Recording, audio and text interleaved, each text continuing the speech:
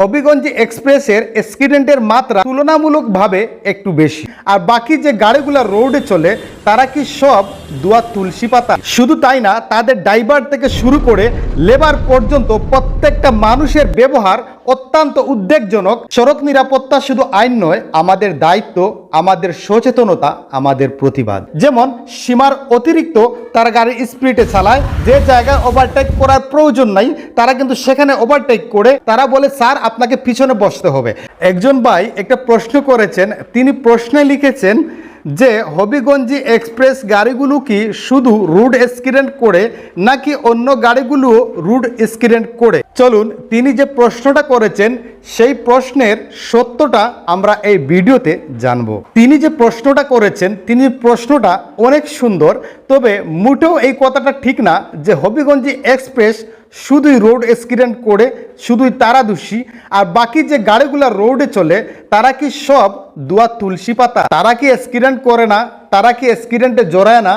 অবশ্যই রোডে প্রত্যেকটা গাড়ি থেকেই কিন্তু অ্যাক্সিডেন্ট হয়। রোডে গাড়ি চলাচল করবে, অ্যাক্সিডেন্ট হবে, এটাই স্বাভাবিক। সব গাড়িগুলাই কিন্তু অ্যাক্সিডেন্টে জড়ায়। তবে হবিগঞ্জ এক্সপ্রেসের অ্যাক্সিডেন্টের মাত্রা তুলনামূলকভাবে একটু বেশি। শুধু তাই না, তাদের ড্রাইভার থেকে শুরু করে লেবার পর্যন্ত প্রত্যেকটা মানুষের ব্যবহার অত্যন্ত উদ্বেগজনক। তারা কিন্তু মানুষকে মানুষ হিসাবে গণ্য করতে চায় না। এখানেই শেষ নয়, তাদের মধ্যে অনেক সমস্যা রয়েছে।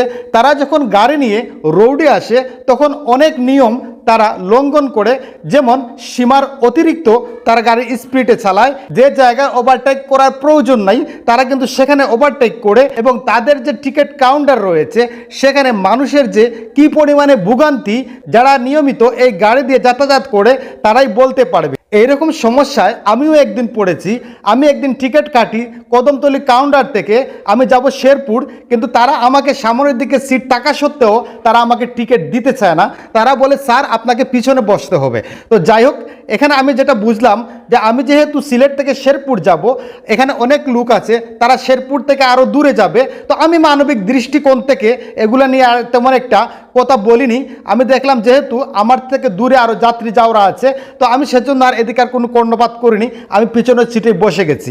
তাদের এই সকল অনিয়মগুলো মানুষ আর মানতে চায় না, তাই মানুষ এখন রাস্তায় নেমেছে, মানুষ সক্রিয় হয়ে উঠেছে, সকলে দাবি জানাচ্ছে যে হবিগঞ্জ গাড়িকে বয়কট করতে হবে। সড়ক নিরাপত্তা শুধু আইন নয়, আমাদের দায়িত্ব, আমাদের সচেতনতা, আমাদের প্রতিবাদ।